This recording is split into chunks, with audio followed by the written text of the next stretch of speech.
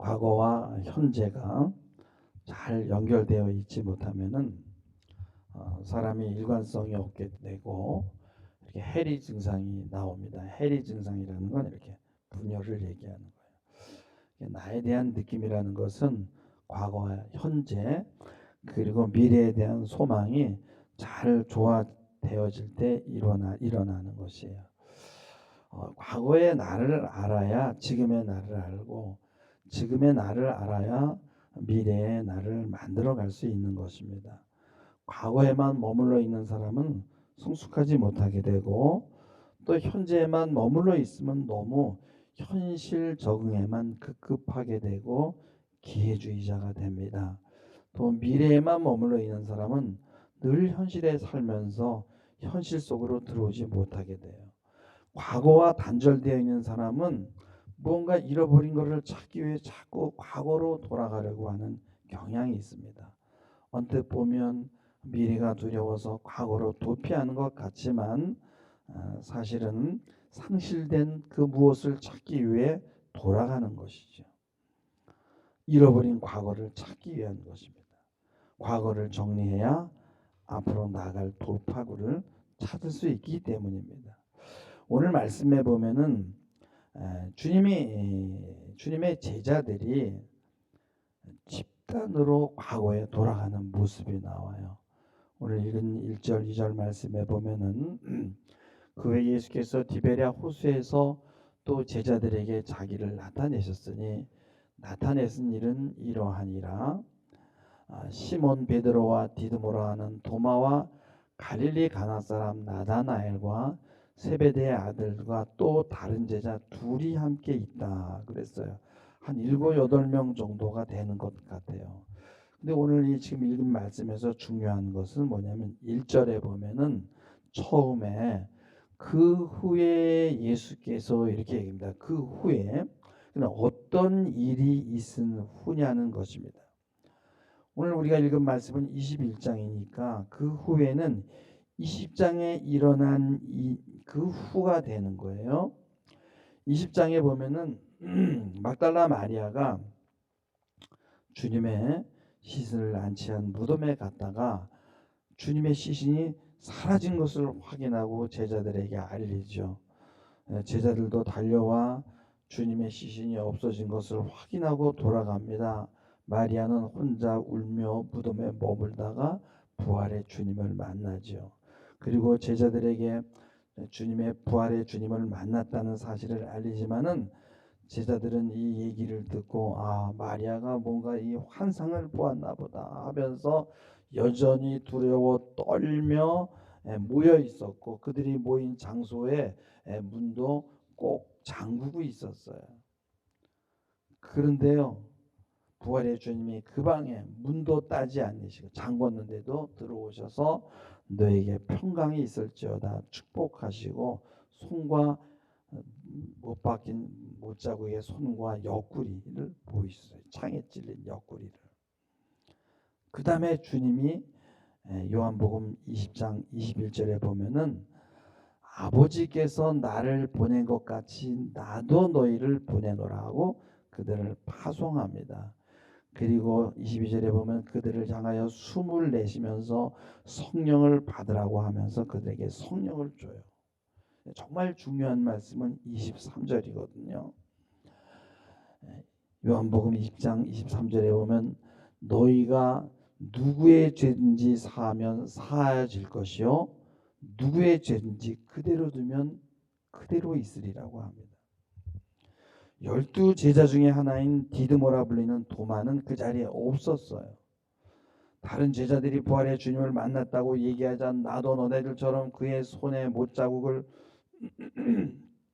만져보며 내 손가락을 죄송합니다. 그 못자국에 넣으며 내 손을 그 옆구리에 넣어보지 않고는 믿지 아니겠노라 했어요. 한 주에 주님은 도마에게 나타나셔서 똑같이 못자국 난 손을 만지고 옆구리에 손을 내밀어 보고 만지게 하고요. 그리고 믿음 없는 자가 되지 말고 믿는 자가 되라고 당부를 합니다. 그때 도마가 고백하기를 나의 주님이시여 나의 하나님이십니다 라고 고백을 해요. 이런 일이 있었던 후에 오늘 말씀이 주어지는 거예요. 여러분, 디베라라는 말은요, 갈릴리 바다의 로마식의 이름이에요. 갈릴리 바다는 그들의 고향이나 다름이 없고 그들의 삶의 터전이었어요. 여러분, 고향 그러면은 그냥 쌓였던 모든 긴장을 풀고 과거로 돌아가기엔 아주 너무나 좋은 장소잖아요. 그리고 주님과 많은 추억이 묻어있던 곳이고요. 주님께서 주로 사역했던 장소이고 제자들을 그곳에서 가장 많이 부르셨습니다. 문제는 제자들이 부활의 주님을 만나고 파송 명령을 받고도 물고기를 잡으러 갔다는 것이에요. 또 다른 문제는 베드로가 이 물고기를 잡으러 가노라 하며 다른 제자들이 일고의 반론도 없이 모두 따라 나선다는 거예요. 우리가 생각할 때 부활의 주님을 만나면 엄청난 흥분이 동반되고 막 사명감이 불타오를 것 같은데 전혀 그렇지가 않은 거예요. 다시 옛날에 하던 그 직업으로 돌아가는 겁니다. 도마는 눈으로 확인하고 손으로 만져보지 않고는 믿을 수 없다던 소원이 이루어졌고요. 나다나엘도 주님을 만나고 인생의 큰 전환점을 가졌던 자예요.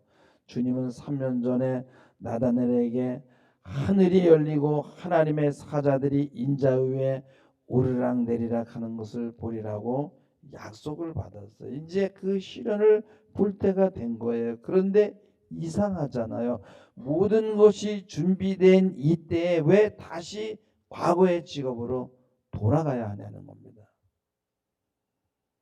주님을 기다리는 동안 무료함을 달래기 위해서일까요?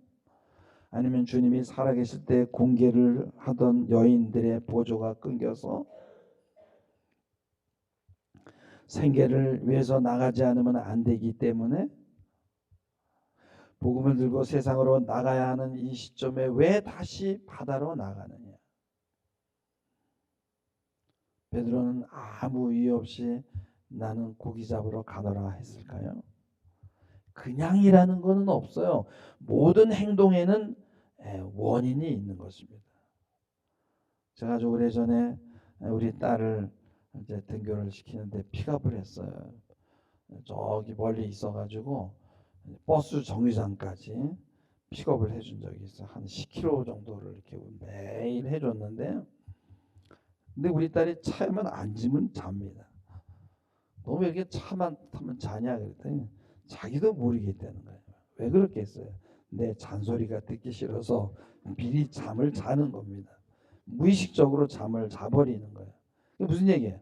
아빠 잔소리하지 마, 듣기 싫어라는 거를 말로 할 수 없으니까 잠으로 표현하는 거예요. 여러분, 사람들이 하는 모든 그 행동은 다 여러분의 언어예요. 무의식적인 언어이죠. 마찬가지로 베드로가 별 이유 없이 고기를 잡으러 나가는 것이 아니란 말이에요. 거기엔 무언가 뜻이 있는 겁니다.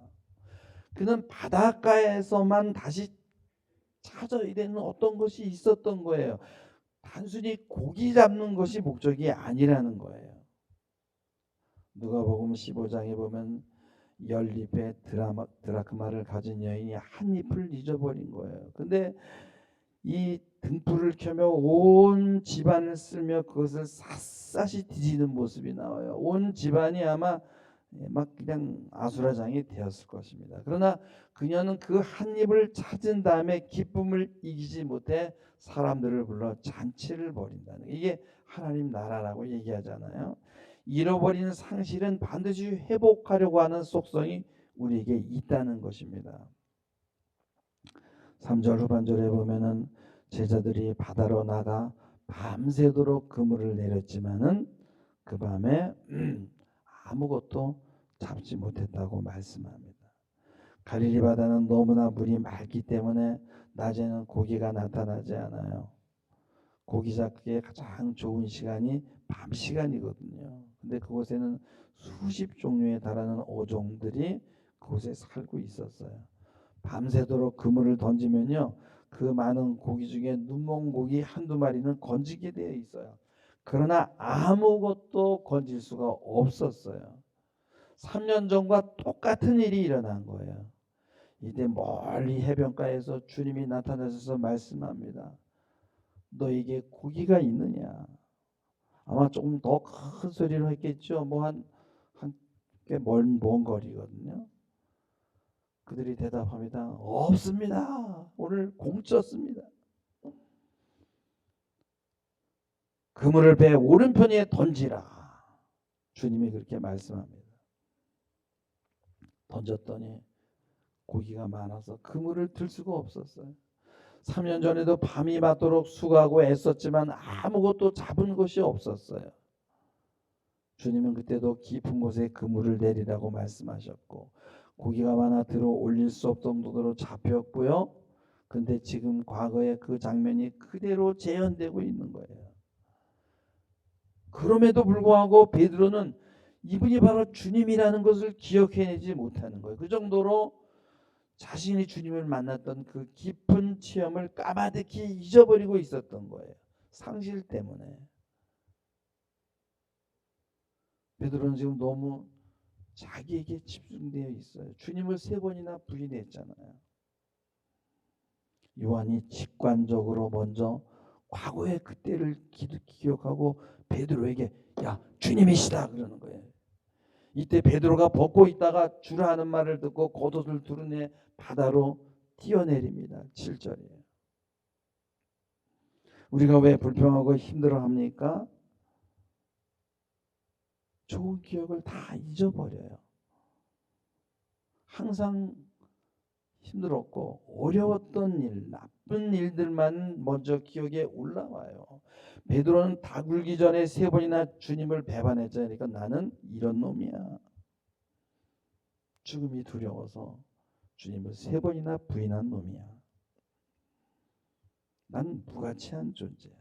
쓸모없는 존재야. 이런 생각을 했을 수 있겠죠. 수치를 떨어버릴 수가 없어요. 우리도 그렇지 않나요? 이런 상처가 우리의 자존감이나 또한 사도로서의 정체성을 마비시키고 있었던 거란 말이죠. 어쩌면 우리도 회상할 좋은 것들이 많은 자일 수 있어요. 이런 의미 있는 좋은 것들은 현재와 연결이 돼야 되고요. 과거와의 단절은 우리를 파괴하고 우리의 정체성을 잃어버리게 합니다. 오늘 읽진 않았지만 8절에 보면 육지에서 상거가 불과 50간쯤 된다는 구절이 있는데 이걸 수치로 계산하면 80에서 한 100m 거리예요. 이건 헤엄을 쳐야 되는 거리입니다. 다른 제자들은 모두 배에 있는데 베드로 혼자 이렇게 서둘러 바다로 뛰어내리는 거예요. 베드로는 이 새벽 사건을 통해서 3년 전에 그 은혜의 체험을 다시 회상할 수 있었던 거예요. 베드로가 찾았던 것이 바로 이것이었던 거예요. 그래서 바다로 고기 잡으러 가겠다고 한 거죠. 누가복음에 보면 3년 전 상황이 그대로 나오거든요.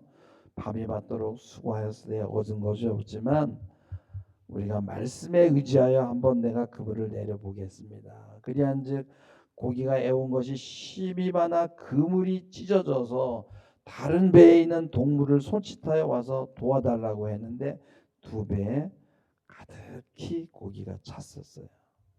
인생의 방향이 완전히 바뀌는 체험이에요. 3년 전 바로 이 바다에서 베드로는 주님을 만났던 근원적인 체험이 있었던 거예요. 이때 베드로는 누가복음 5장 8절에 보면은 예수의 무릎 아래 엎드려 가로되 주님 나를 떠나소서 나는 죄인이로소이다. 자신이 죄인이었던 사실을 깨달았던 체험이고 주님 앞에 자신의 죄를 숨길 수가 없었고 무릎을 꿇지 않을 수가 없었어요. 이때 무릎을 꿇은 베드로에게 주님께서 말씀하십니다. 5절에 보면 누가복음 5장 9절에 보면은 무서워 말라 이제 후로는 내가 사람을 취하리라. 이때 베드로는 말씀을 믿고 모든 것을 버려두고 주님을 쫓았어요.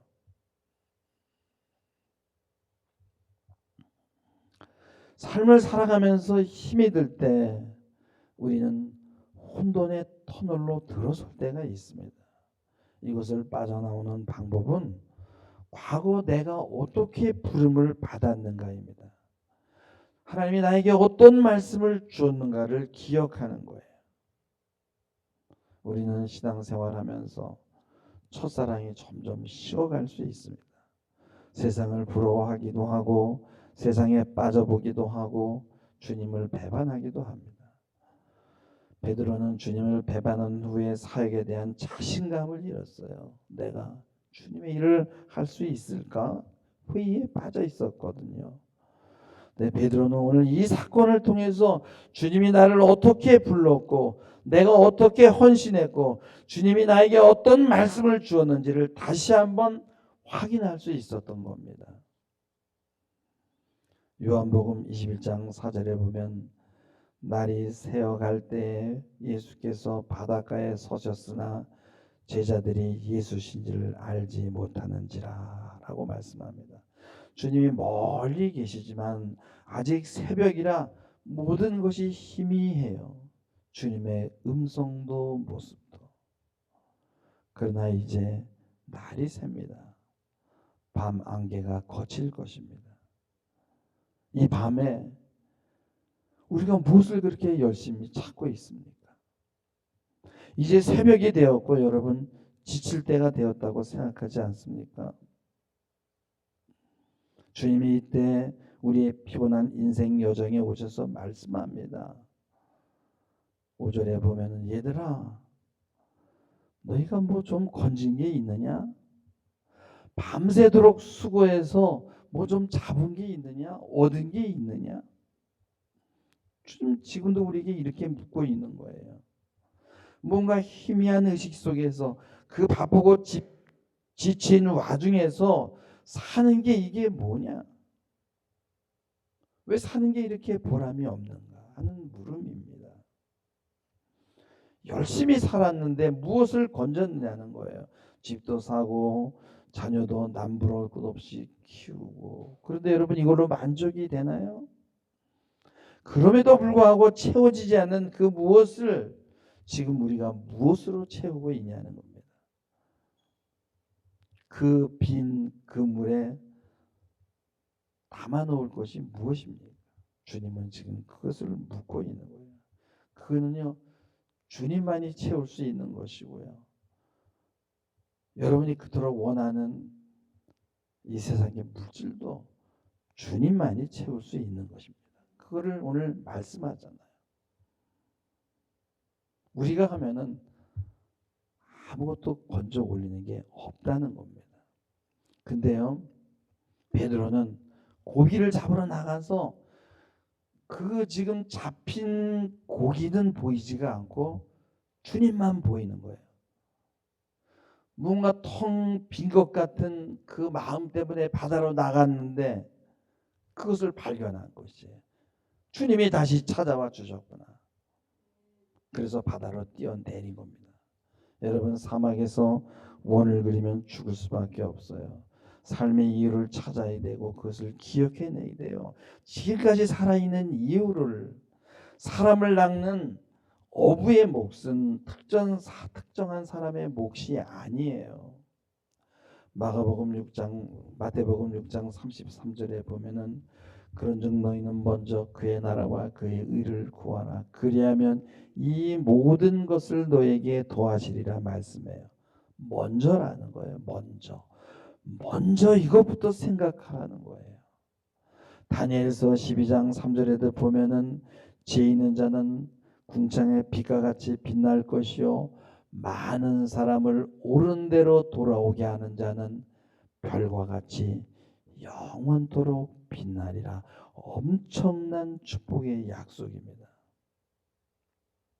일상생활에서 먹든 마시든 무슨 일을 하든 이것이 목표가 되어야 되는 거예요. 방향을 바꿔야 될 사람들이 방향을 바꾸지 않고 계속 가던 길로만 가게 된다면 텅 빈 마음 그것만이 문제가 아니에요. 일이 계속 꼬이게 되는 겁니다. 여러분들 서서히 방향을 틀을 수 있는 그런 준비를 하시기를 주님의 이름으로 간곡히 부탁을 드리면서 말씀을 맺겠습니다. 기도하시겠습니다. 주님, 우리가 고기를 잡으러 세상에 나가지만 마음 한구석에 늘 빚진 자의 마음이 있는 이유를 오늘 말씀을 통해서 깨달았습니다. 주님이 묻습니다. 고기를 잡았느냐? 뭐 좀 건진 것이 있느냐? 별로 잡은 것이 없고 이룬 것이 없음을 고백합니다. 앞으로 전진한 줄 알았는데 돌아보니 수고만 하고 애쓰고 뒷걸음질만 친 것 같습니다. 먼저 그의 나라와 그의 의, 사람을 낚는 일, 이것에 염두를 두게 하시고 이것에 마음을 열 수 있는 저희가 되도록 축복하여 주시옵소서. 예수님의 이름으로 기도하옵나이다. 아멘.